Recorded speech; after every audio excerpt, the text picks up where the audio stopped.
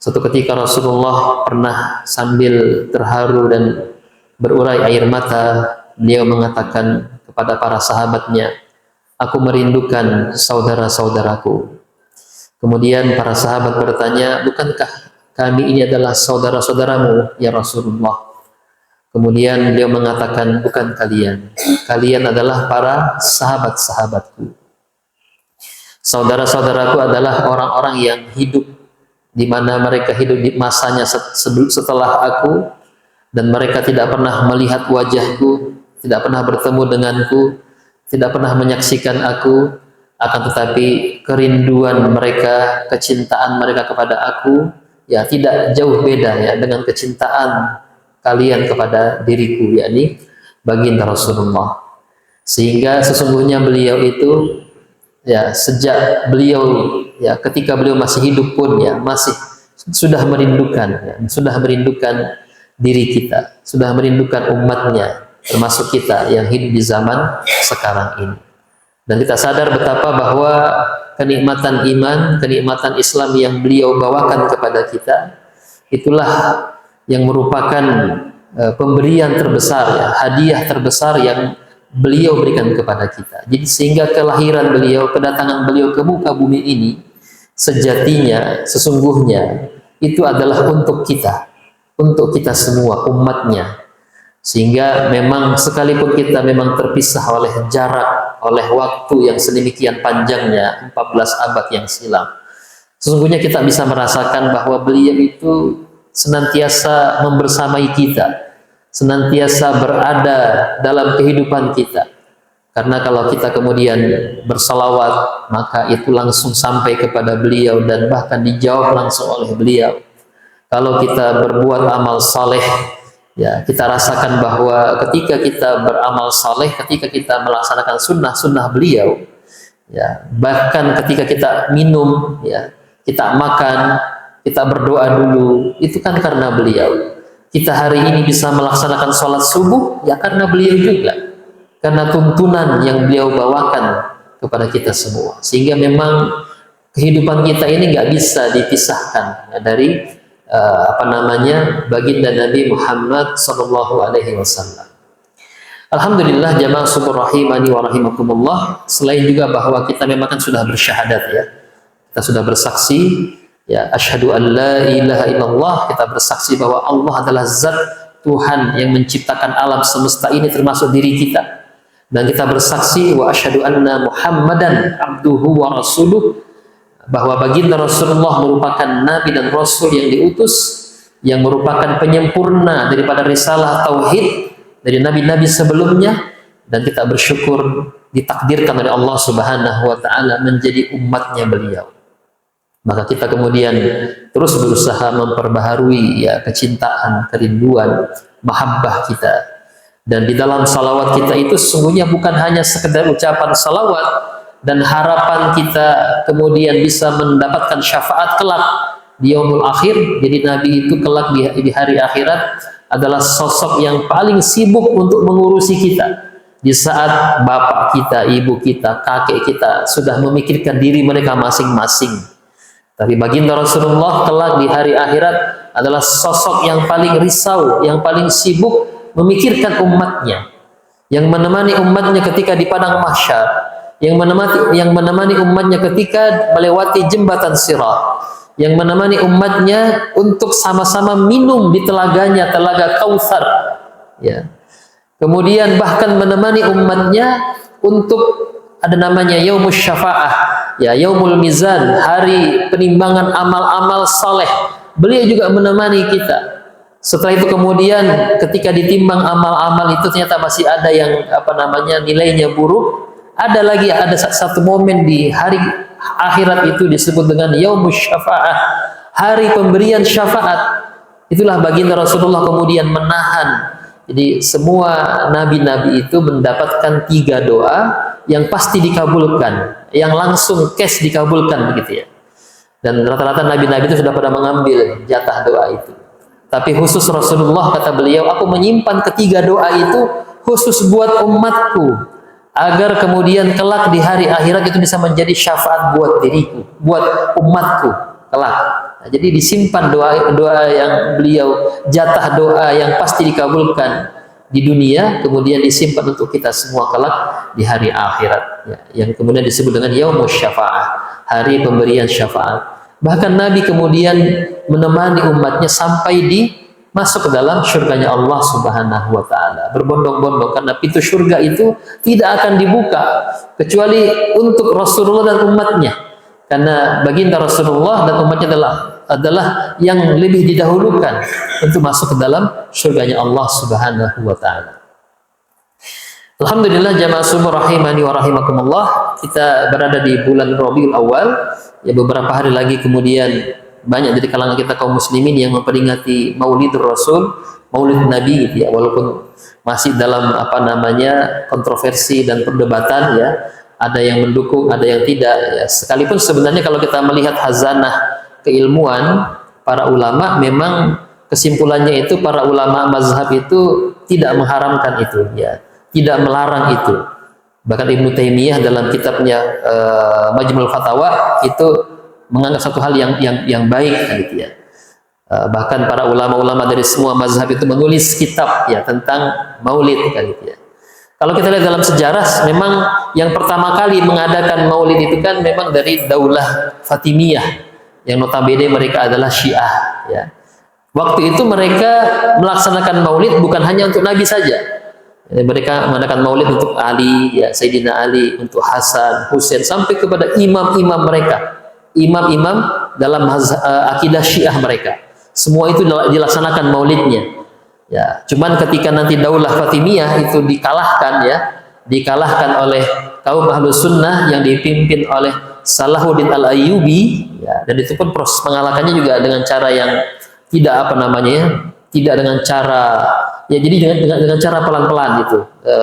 Al-Ayyubi itu ya, dia awalnya menjadi panglima militer, lama-lama dia berhasil merebut kekuasaan. Nah, setelah dia berhasil merebut kekuasaan, pelan-pelan Al-Azhar itu dirubah menjadi sekolah khusus Ahlus Sunnah. Kemudian dirubah juga tradisi-tradisi yang sudah sekian puluhan tahun dilaksanakan, termasuk tradisi maulid itu dihapus. Yang disisakan adalah maulid Nabi saja, ya, yang disisakan oleh Salahuddin Al-Ayyubi, ya, sehingga beliau sebagai tokoh Ahlus Sunnah masih mempertahankan itu karena ternyata ada manfaatnya. Misalnya ketika salah seorang raja di Syam, raja dari Prancis namanya Renaud de Chatillon kalau tidak salah namanya, itu bersumpah dia akan menyerbu kota Madinah dari arah laut, dan dia bersumpah akan menghancurkan makamnya Rasulullah. Nah, itu sampai ke telinganya Salahuddin Al-Ayyubi, maka kemudian beliau mengadakan semacam sayembara, perlombaan penulisan kitab-kitab untuk maulid Nabi itu, memuji Nabi, sehingga rame-rame orang menulis kitab. Nah, di antara yang juara waktu itu adalah kitab Al-Barzanji yang ditulis oleh Syekh Al-Barzanji, termasuk juga kitab Maulid Diba.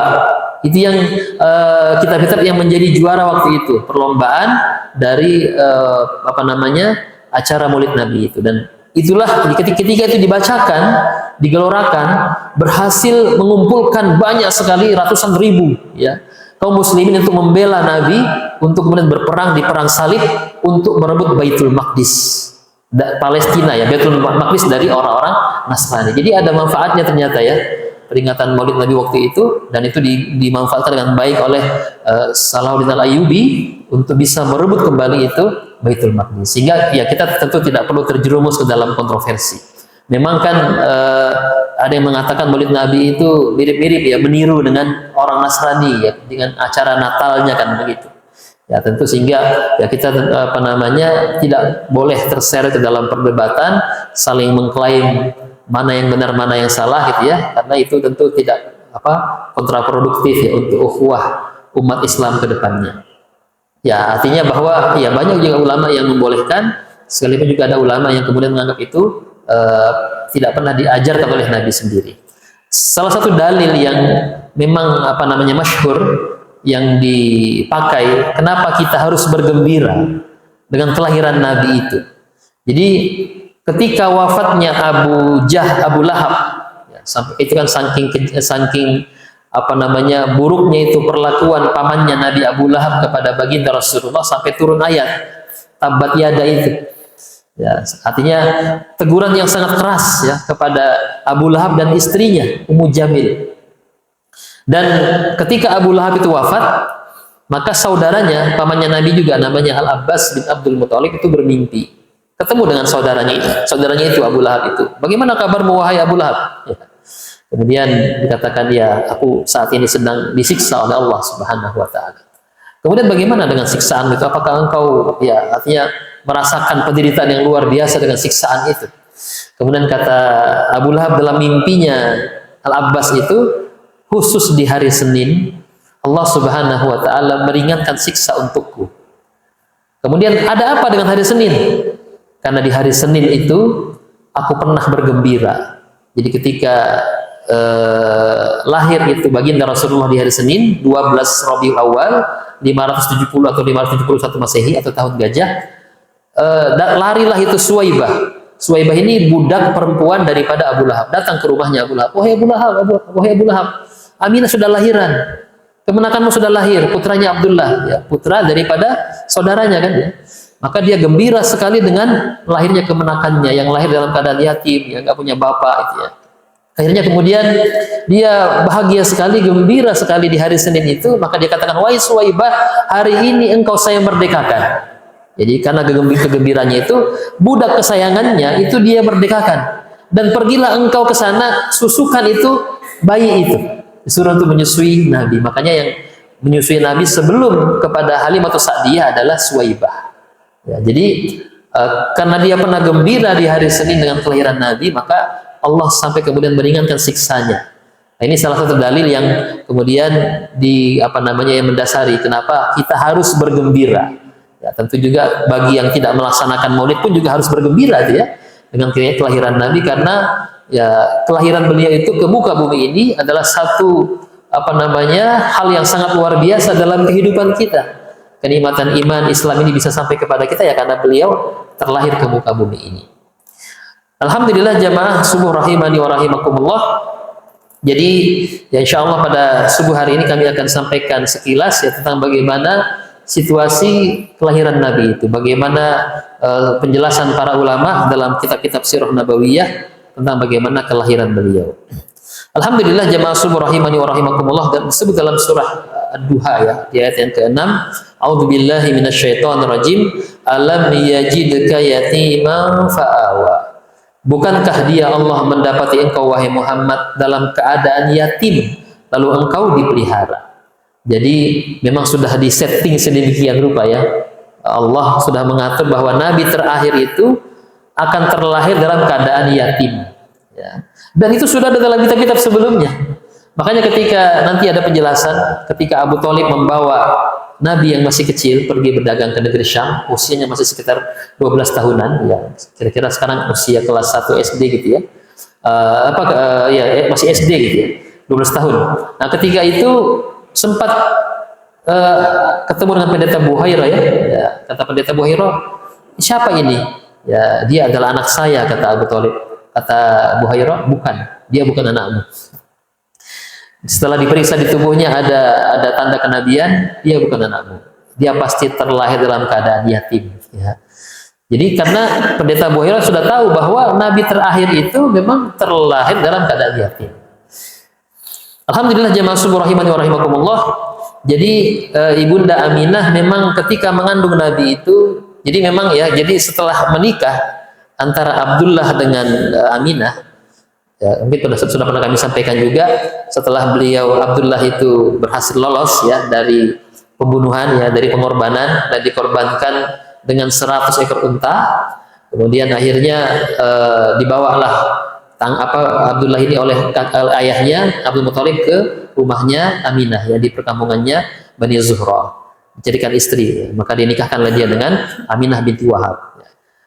Padahal sesungguhnya sebelumnya itu banyak perempuan-perempuan yang ingin sekali ya, ngebut sekali mau nikah sama Abdullah. Ya, ada beberapa nama ya disebut dalam kitab-kitab sirah itu. Kemudian ditanya, kenapa sih dulu engkau tuh mau nikah sama saya? Kata Abdullah, karena aku dulu melihat ada cahaya di keningmu, di dahimu. Dan setelah engkau menikah dengan Aminah, aku sudah tidak melihat lagi cahaya itu yang ada di keningmu itu. Nah, maka ketika yang nggak lama setelah menikah dengan Aminah, waktu itu Abdullah sudah punya rumah. Dia sudah punya rumah sendiri, dia sudah punya beberapa ekor hewan peliharaan, dia sudah punya budak juga yang namanya Ummu Aiman ya. Nah, kemudian baru saja beberapa saat menikah, ya masih dalam menikmati masa-masa pengantin baru begitu ya. Ada yang mengatakan baru setengah bulan dia menikmati masa-masa pengantin baru. Tiba-tiba memang sudah waktunya untuk pergi berdagang. Ya, karena Abdullah ini memang adalah bagian daripada Bani Hashim yang harus ikut berusaha, apalagi pengantin baru, ya harus bekerja keras, mencari nafkah untuk keluarganya, maka dia diajak juga untuk pergi berdagang. Maka dalam kondisi masih pengantin baru harus tinggalkan istrinya. Maka akhirnya dikisahkan itu ya, ketika mau berangkat berdagang itu, Aminah ada rasa-rasa itu. Kayaknya ini sepertinya sudah mau terpisah gitu ya. Ada perasaan-perasaan yang nggak enak, tapi hanya karena memang harus berangkat ya berangkat, dilepaslah sang suami untuk pergi berdagang. Maka setelah pergi berdagang sampai ke negeri Syam, biasanya kan singgah dulu di kota Yathrib. Sana ada perkampungan Bani Najjar, perkampungan neneknya Abdullah ya, karena Abdul Muthalib menikah dengan wanita dari Bani Najjar di kota Yathrib. Nah, biasanya singgah di situ istirahat dulu, baru kemudian pergi berdagang ke negeri Syam. Nanti setelah pulang dari negeri Syam, singgah lagi di situ untuk istirahat. Alhamdulillah jamaah subuh rahimani wa rahimakumullah. Nah, setelah pulang dari negeri Syam, Abdullah istirahat di kota Yathrib, maka dia jatuh sakit. Ya, jatuh sakit biasa ya, demam dia jatuh sakit. Sehingga kemudian karena sakitnya cukup lama, sementara ini kafilah dagang harus segera kembali ke kota Mekah, maka ditinggal dia di kota Yathrib, di perkampungan neneknya di kota Yathrib atau sekarang Madinah. Maka kemudian ya setelah ditunggu-tunggu sekian lama ya, berbulan-bulan pergi berdagang, bahkan juga ditunggu oleh Aminah itu ya, ditunggu-tunggu di gerbang pintu Mekah itu. Setelah datang, heranlah bapaknya Abdul Muthalib, termasuk juga Aminah, mana suamiku? Ya, mana Abdullah? Ya. Kemudian kata Al Haris, kakak tertuanya, dia mengatakan Abdullah sakit. Ya, karena itu kan nggak ada komunikasi seperti sekarang ya, sehingga lambat informasi itu nyampe. Sehingga Abdullah sakit, terpaksa kami tinggal di kota Yathrib atau Madinah. Kemudian akhirnya dalam kondisi seperti itu ya tentu kan Aminah merasa galau gitu ya. Ini sudah pulang ini rombongan kafilah dagang, suaminya masih tertinggal di kota Yathrib. Begitu pula dengan sang bapak Abdul Muthalib. Makanya kemudian ya karena nggak khawatir dengan kondisi putranya, maka beliau memerintahkan tadi putra sulungnya Al Haris segera menyusul, segera ngecek ke kota Yathrib bagaimana keadaan terakhir Abdullah itu atau bapaknya Nabi itu. Setelah ke jauh beberapa hari jalan ya sampai ke kota Yathrib, akhirnya dapatlah kabar ternyata sudah meninggal. Sudah dimakamkan. Jadi makamnya bapaknya Nabi itu ada di perkampungan Bani Najjar di kota Yathrib atau sekarang di kota Madinah. Ya. Itu makamnya bapaknya Nabi, ya, Abdullah. Setelah sampai di sana, sudah wafat kan begitu. Akhirnya kemudian ya Al Haris tentu kan sangat sedih sekali. Jauh-jauh datang dari kota Mekah untuk mendatangi adiknya untuk dibawa pulang ke kota Mekah. Didapati hanya tinggal sudah pusaranya saja, makamnya saja. Tergambar betapa kesedihan itu ya, seorang kakak ya, wafatnya sang adik gitu ya. Maka pulanglah kembali dia ke kota Mekah membawa berita duka, berita kesedihan. Ya, tentu yang paling bersedih adalah Aminah, pengantin baru yang tadi baru setengah bulan bersama-sama dan ditinggalkan dalam kondisi mengandung. Ya. Kemudian dapat tersiar kabar sang suami meninggal dunia. Satu ujian yang sangat berat sekali bagi seorang istri itu ya. Sedang mengandung, dapat kabar suami meninggal dunia. Ya, apalagi juga begitu pula dengan sang bapak ya, Abdul Muthalib, dapat kabar bahwa putra kesayangannya meninggal dunia. Maka luar biasa ya, sehingga baru saja menikah dalam kondisi hamil sudah ditinggal wafat oleh sang suami. Tapi kemudian Aminah sampai akhir hayatnya nggak pernah tertarik lagi untuk menikah karena kecintaannya yang luar biasa kepada sang suami Abdullah. Alhamdulillah jamaah subuh rahimani wa rahimakumullah, sehingga waktu itu ya Abdullah yang sudah wafat, yang yang walaupun dia sudah wafat tapi sudah bisa mewariskan ya rumah, kemudian ada 5 ekor unta yang dia punya, ada sekawanan ya, sekumpulan kambing yang juga itu dia punya. Ada satu orang budak namanya Ummu Aiman, budak wanita gitu ya. Itulah yang diwariskan kepada Aminah. Jadi walaupun pengantin baru tapi sudah bisa mewariskan sesuatu kepada sang istri kan gitu. Ini pelajaran ya kepada kita bagi yang masih muda-muda ya. Harusnya ketika sudah menikah itu sudah kuat ya, sudah mapan, bahkan sudah punya rumah ya, sudah punya penghasilan ya, sudah punya sumber penghidupan gitu ya. Sudah punya pekerjaan ya, sehingga ketika wafat ya ada sesuatu yang bisa diberikan kepada yang ditinggalkan. Sehingga tergambar ya, Aminah sangat sedih sekali sampai beliau itu membuat syair, dan syairnya itu dikatakan ya, yang saya bacakan saja artinya. Beliau mengatakan dalam syairnya, seorang anak Hashim telah wafat di sisi Bathal, menyisihkan liang lahat di tempat nun jauh di sana. Banyak ajakan cita-cita yang hendak dia wujudkan, tidak banyak yang ditinggalkan seperti anak Hashim ini. Mereka membawa tempat tidurnya di senja hari, teman-temannya meletakkannya beramai-ramai. Cita-cita dan keraguannya kian melambung, tapi dia telah banyak memberikan kasih sayang. Jadi luar biasa puisinya ini ya. Walaupun hanya sesaat saja, sebentar saja bersama dengan Abdullah, tapi dia sudah bisa merasakan kasih sayang yang begitu besarnya ya, dari sang suami kepada Aminah. Dan itulah yang membuat sehingga dia ya merasakan kecintaan yang sangat besar sampai kemudian nggak pernah terpikir lagi mau menikah lagi. Alhamdulillah jamaah subuh rahimani wa rahimakumullah, sehingga dengan beliau ini terlahir dalam keadaan yatim ini sejak awal sudah memang disetting sedemikian rupa, ada di sana pendidikan ya, tarbiyah ilahiyah, agar beliau kemudian memang terlahir dalam keadaan yatim itu membuat akhirnya beliau gak ada dalam kosakata hidupnya itu abi-abi, gak ada kayak kita ya, ayah-ayah gak ada, tapi yang ada adalah Robbi, Tuhan, Allah gitu ya, Robbi. Sehingga sejak awal memang beliau senantiasa menggantungkan hanya kepada Allah saja, ya, nggak berharap kepada manusia. Sehingga kemudian dengan sebagai anak yatim juga beliau salah satu nilai yang tertanam adalah nilai kemandirian, kemampuan untuk berdikari ya, bahasanya Bung Karno ya, berdiri di atas kaki sendiri, tidak kemudian bergantung kepada orang lain, tidak berharap kepada orang lain kan itu ya, sehingga dia bekerja dengan dengan dirinya sendiri, tangguh gitu ya. Bahkan nanti kan Nabi menjadi seorang penggembala kambing untuk bisa bekerja.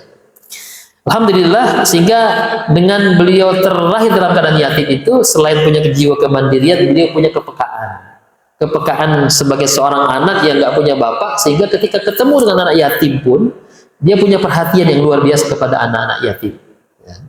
Dan itu teresap dalam hati beliau. Makanya bahkan di dalam surah Ad-Duha tadi itu dikatakan fa'ammal yatima fala taqhar. Adapun terhadap anak yatim maka janganlah kamu berlaku sewenang-wenang. Jadi karena engkau dalam keadaan yatim lahirnya, maka harus punya hati yang lembut, hati yang peka, apalagi khusus kepada anak-anak yatim. Dan kemudian nanti banyak ayat-ayat yang turun yang memerintahkan agar bersikap baik ya kepada anak-anak yatim, misalnya wa atal mala ala hubbihi zawil qurba wal yatama wal masakin, dan memberikan harta yang dicintainya kepada kerabatnya, anak-anak yatim dan orang-orang miskin. Wa yas'alunaka 'anil yatama qul islahul lahum khair, dan mereka bertanya kepadamu wahai Muhammad tentang anak yatim, katakanlah mengurus urusan mereka secara patut adalah satu kebaikan. Wala ta'kuluha israfan wa bidaran an ayyakbaru, dan janganlah kamu makan harta anak yatim lebih dari batas kepatutan, dan janganlah kamu tergesa-gesa membelanjakannya sebelum mereka dewasa. Bahkan Nabi bersabda, anna wa kafilal yatim fil jannah hakadha wa asyara bis sababati wal wusta wa faraja bainahuma syai'a. Aku dan orang-orang yang mengasuh, yang menyantuni anak yatim di surga seperti tanganku ini. Jadi beliau menunjukkan jemarinya, jadi dekatnya seperti antara jari telunjuk dan jari tengah ya. Jadi orang bisa masuk surga itu bukan hanya karena banyak ibadah, tapi ketika dia punya kepekaan kepada anak yatim juga bisa membuat dia dekat kepada Nabi kelak di surga. Alhamdulillah jamaah subuh rahimani wa rahimakumullah. Sekarang kita masuk dalam situasi bagaimana konteks ya kelahiran beliau. Kami beliau juga al-bashar, sebagaimana kita manusia, maka beliau terlahir ya. Kalau Nabi Adam kan memang langsung diciptakan oleh Allah gitu ya. Tapi baginda Rasulullah tentu juga ya beliau punya bapak, beliau punya ibu, ya sama seperti juga yaitu beberapa bedanya. Kalau Nabi Isa kan terlahir tanpa bapak kan dia. Nah, kalau beliau ini ya sebagaimana manusia pada umumnya punya bapak dan punya ibu. Beliau dilahirkan pada hari Senin, ya. Maka kemudian pernah ditanya oleh salah seorang sahabat tentang bagaimana beliau itu. Maka dalam penjelasan Abu Qatadah beliau mengatakan kenapa beliau itu berpuasa di hari Senin, maka beliau mengatakan zalika yaumu ulidtu fihi wa yaumu bu'istu au unzila alayhi fihi, ya. Bahwasanya kenapa aku berpuasa di hari Senin, karena itu adalah hari kelahiranku.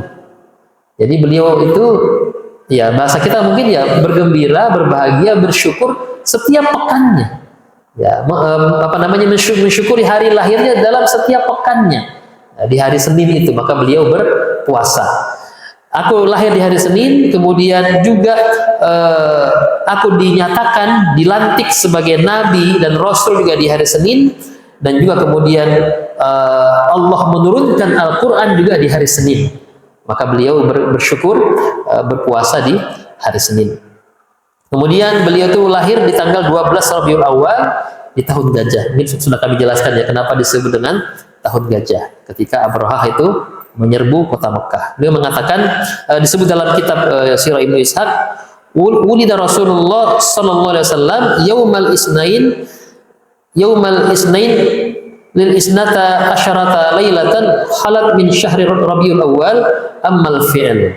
Bahwa Nabi itu dilahirkan di hari Senin di tahun gajah di tanggal 12 Rabiul Awal. Ya, sehingga memang Allah Subhanahu wa taala berkehendak ya memilih bulan Rabiul Awal ini yang sekarang ini kita berada di dalamnya, kemudian menggambarkan bahwa Allah memilih bulan ini yang pada dasarnya bulan ini bagi orang Arab jahiliyah itu dianggap yang biasa-biasa saja, dianggap majhul, biasa-biasa saja.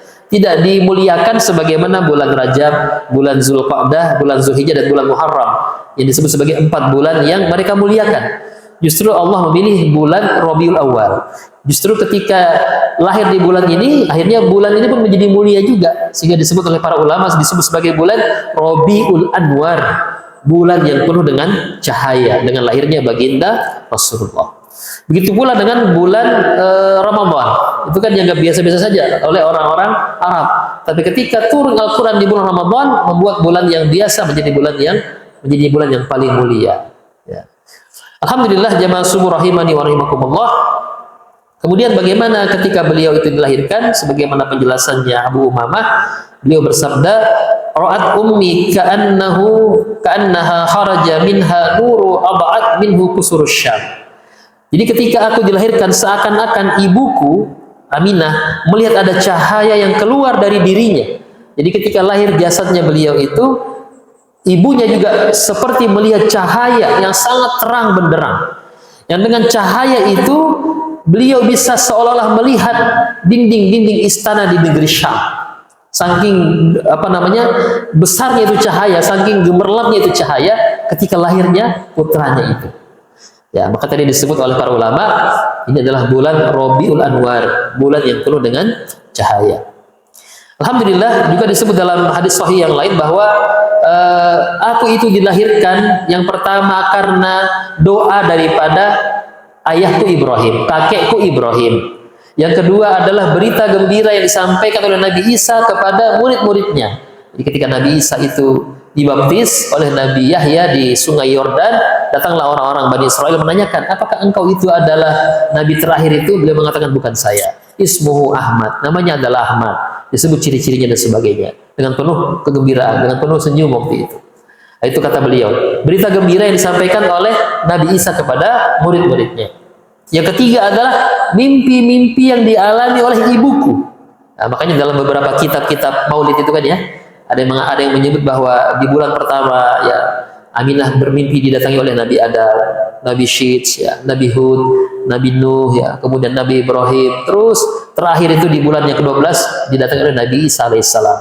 Ini dalam penjelasan kitab-kitab Maulid ya.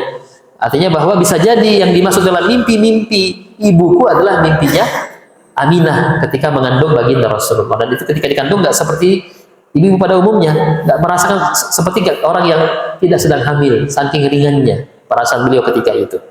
Kemudian yang berikutnya bahwa ibuku melihat cahaya ya ketika aku dilahirkan, sebagaimana penjelasan hadis tadi.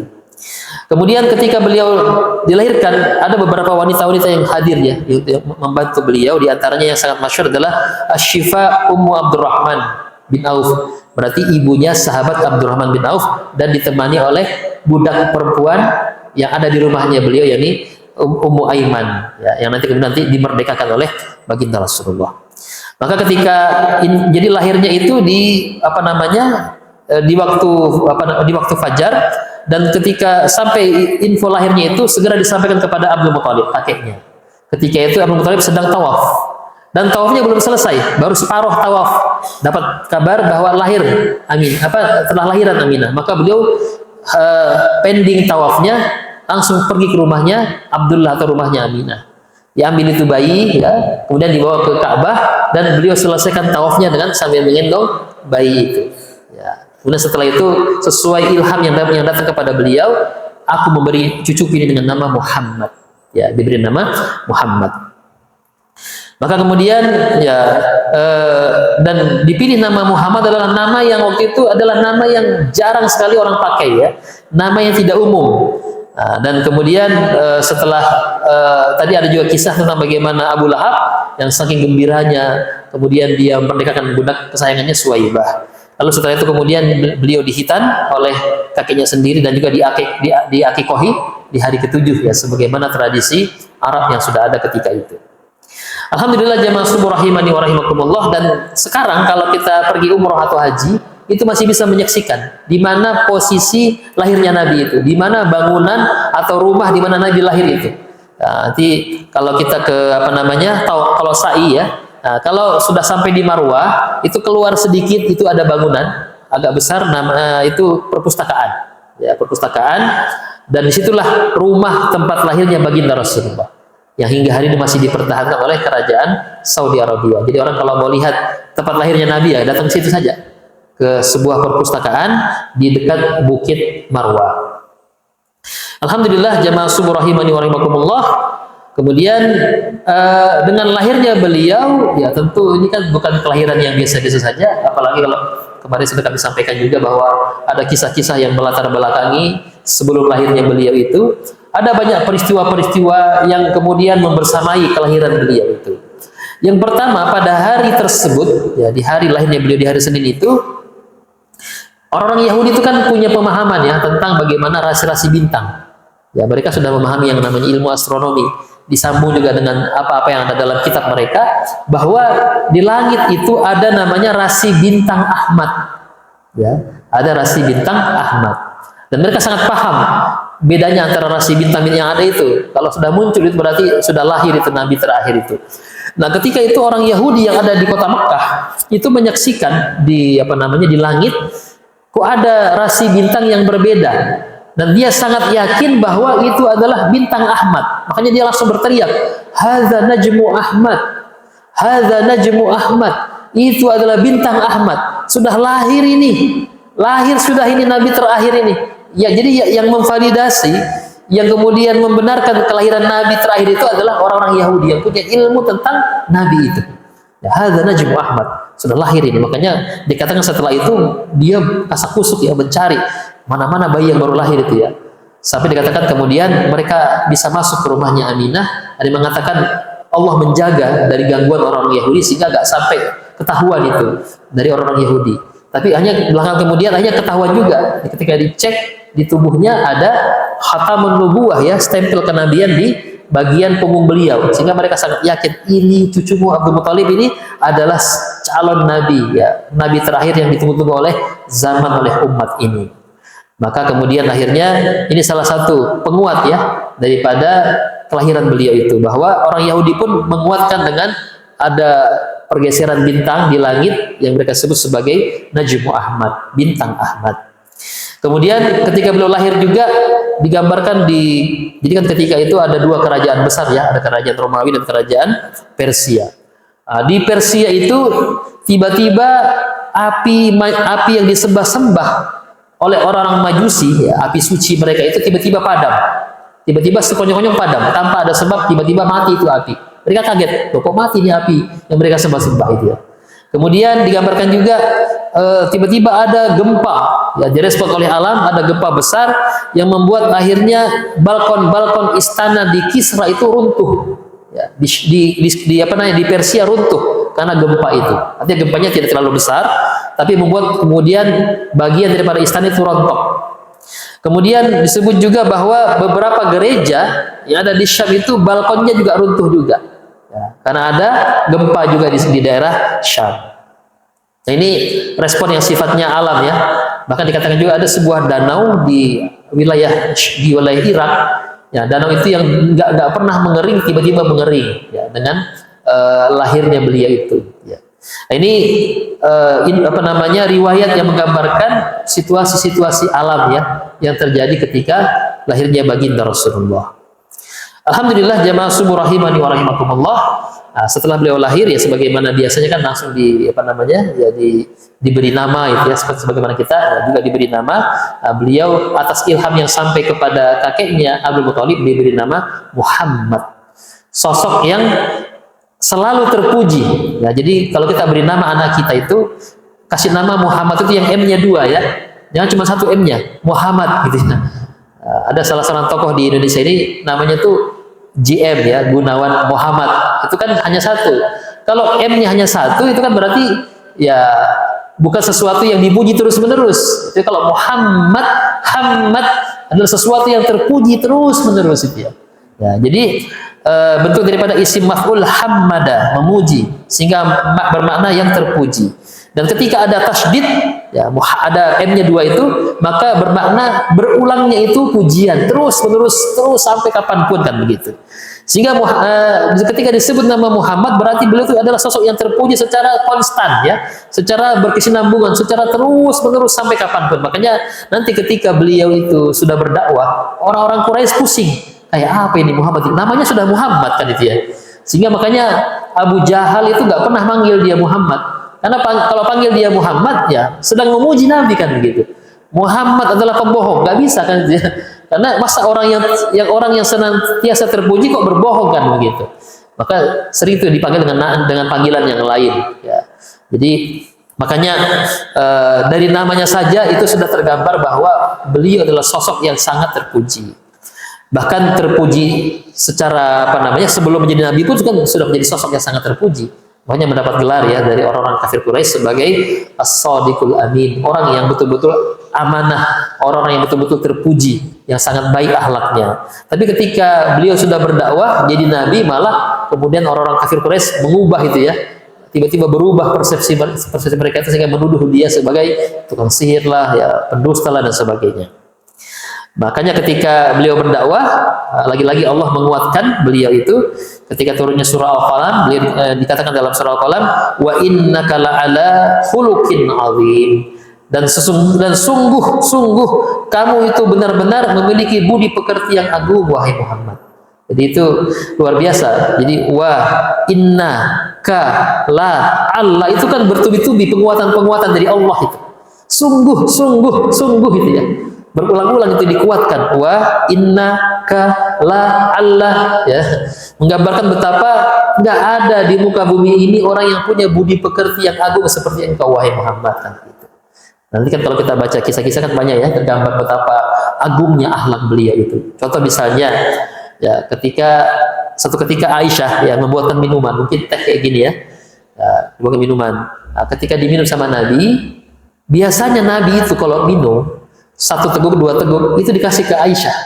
Artinya Nabi itu kalau bikin minum sesuatu itu nggak minum sendirian, minum berdua dengan Aisyah. Kita kan kadang-kadang itu kan istri itu mungkin nggak mau minum bekas kita gitu kan, itu kan keterlaluan itu. Nggak mau bekasnya suami. Tapi ini kan luar biasa. Aisyah sama Nabi itu ganti-gantian minum sampai habis itu isi gelasnya itu. Nah suatu ketika Nabi ketika minum itu nggak ngasih ke Aisyah heran loh. Biasanya 1 teguk 2 teguk dikasih ke saya untuk rasain juga kan begitu ya. Sampai tinggal sedikit baru dikasih. Nah setelah diminum, wah baru dia tahu ternyata kenapa nggak dikasih, karena asin. Ya, salah ngasih mestinya gula malah dikasih garam. Tapi Nabi nggak berubah wajahnya, nggak merasa keasinan wajahnya. Diminum saja itu air asin itu kan itu. Nggak berubah mimiknya, nggak berubah wajahnya, dan nggak marah juga. Nanti terakhir disisakan sedikit itu, nah ini minuman yang kau bikin asin rasanya kan. Itu gambaran betapa mulianya akhlaknya. Nah, itu kepada istrinya, kepada yang lain kan begitu. Nah, sehingga memang kalau kita baca kisah-kisah beliau itu memang ya kesempurnaan yang sangat luar biasa dalam kepribadian, perilaku, akhlak beliau itu. Ya. Makanya disebut di dalam Al-Quran, wa innaka la'ala khuluqin 'adzim. Bahkan beliau mengatakan juga, innama buistu liutammima makarimal akhlak. Aku ini diutus untuk menyempurnakan, untuk memperbaiki akhlak manusia. Inilah tugas utama Nabi ke muka bumi ini dalam rangka menyempurnakan akhlak yang mulia, menjadi rahmatan lil alamin. Ya, makanya kita sebagai umat ini harus menjadi orang yang berakhlak ya, kayak Nabi, karena jelas hadisnya kata beliau, akmalul mu'minina imanan ahsanuhum khuluqa. Sebaik-baik iman seseorang itu, sesempurna-sempurna iman seseorang itu ketika dia punya ahsanuhum khuluqa, punya akhlak yang mulia. Sehingga kita nggak bisa mengaku diri orang yang paling beriman kalau kita belum berakhlak kan gitu ya, nggak bisa. Kemudian hadis itu berlanjut lagi, hiyarukum linisaihim, bahwa yang terbaik ya, laki-laki yang terbaik di antara kamu sekalian adalah yang terbaik yang berbuat baik kepada perempuan-perempuan kalian, ya, kepada ibunya, kepada istrinya, kepada saudari perempuannya, kepada bibinya, semua ya. Artinya orang yang terbaik itu kata Nabi bukan orang yang paling bagus ibadahnya, yang paling banyak sholatnya, tapi yang paling baik kepada wanita-wanita yang bersama dengan dia kan. Nah, ini gambaran dari itu yang Nabi contohkan dalam kehidupan beliau itu. Alhamdulillah jamaah subuh rahimani wa rahimakumullah. Juga dalam penjelasan Al-Quran dijelaskan, a'udzubillahi minasyaitonirrajim, ya ayuhan nabi inna arsalnaka syahidan wa mubasysyiran wa nadhira wa da'iyan ilallahi bi'iznihi wa sirajan munira. Wahai Nabi, sesungguhnya kami mengutusmu untuk menjadi saksi, pembawa kabar gembira, pemberi peringatan, dan untuk menjadi penyeru kepada agama Allah dengan izinnya, dan untuk menjadi cahaya yang menerangi. Kemudian tentunya beliau sosok yang sangat mulia, sampai-sampai Allah, para malaikatnya itu berselawat untuk beliau.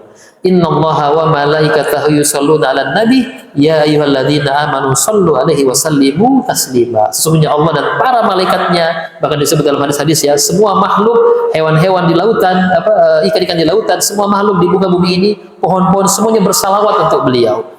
Maka kemudian, wahai orang yang beriman, bersalawatlah kamu untuk Nabi dan ucapkanlah salam penghormatan kepadanya. Kemudian disebut juga dalam ayat yang lain tadi, yang sebagaimana kami sebut di awal, laqad ja'akum rasulun min anfusikum azizun 'alaihi ma 'anittum harithun 'alaikum bil mu'minina raufur rahim. Sesungguhnya telah datang kepada kalian seorang rasul dari golongan kalian sendiri. Terasa berat baginya penderitaan kalian. Ini luar biasa, Nabi itu merasakan berat sekali kalau ada umatnya yang menderita. Ya. Makanya ketika beliau wafat kan beliau mengatakan ummati, ummati, umatku, umatku. Kemudian beliau itu sangat mengharapkan keimanan, keselamatan kepada umatnya, berharap agar semua orang bisa muslim semua, tapi kan nggak bisa kan begitu. Dan amat belas kasihan dan juga sangat penyayang kepada orang-orang yang beriman. Alhamdulillah jamaah subuh rahimani wa rahimakumullah. Kemudian ada beberapa terakhir ya, ada beberapa nama dan kunyah ya daripada Nabi itu selain nama Muhammad. Beliau mengatakan ana Muhammad wa ana Ahmad wal mukaffa wal hashir wa nabiyut taubah wa nabiyul malahim. Aku adalah Muhammad dan aku adalah Ahmad, dalam kitab Injil adalah Ahmad, Al-Mukaffa dan Al-Hashir, Nabiul Taubah dan Nabiul Malahim. Hadis riwayat Muslim. Kemudian kenapa beliau disebut sebagai Al-Mukaffa ya, sama dengan Al-Aqib ya, atau Al-Hashir artinya orang yang menutup ya, menutup nabi-nabi sebelumnya, dan maksudnya juga ada orang yang nanti banyak ada menjadi pengikutnya yang ada di belakangnya. Kemudian disebut juga beliau itu panggilannya adalah ya sering dipanggil Abul Qasim ya, karena beliau anak laki-laki pertamanya namanya Qasim. Tapi kan nggak lama wafat ya. Tapi masih lengket terus itu nama panggilan ya Abul Qasim ya. Sampai kemudian suatu ketika beliau sedang di pasar, lalu kemudian ada yang berteriak, "Ya Abul Qasim." Maka beliau menoleh. Nah, ketika beliau menoleh itu ternyata bukan dia yang dipanggil. Ya, maka setelah beliau mengatakan, "Kalau manggil saya jangan panggil lagi saya ya Abul Qasim, ya. Panggil dengan nama yang lain." Ya.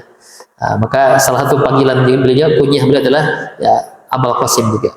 Alhamdulillah jamaah subuh rahimani wa rahimakumullah, itulah gambaran ya tentang bagaimana beliau juga sebagaimana kita ya terlahir dari seorang bapak dan ibu dari sebuah keluarga, dan lahirnya beliau itu tentunya membawa satu hal yang sangat luar biasa ke dalam perjalanan umat manusia dari sejak lahirnya beliau sampai hari ini. Dan luar biasa, dari semua nabi-nabi yang pernah diutus tentu beliaulah nabi yang paling banyak umatnya.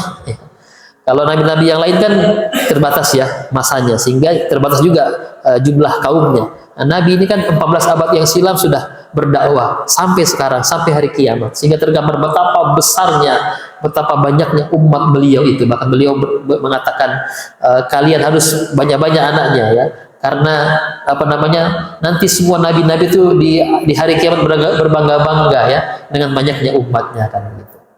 Ya, barangkali demikian yang bisa kami sampaikan. Kurang lebihnya kami mohon maaf.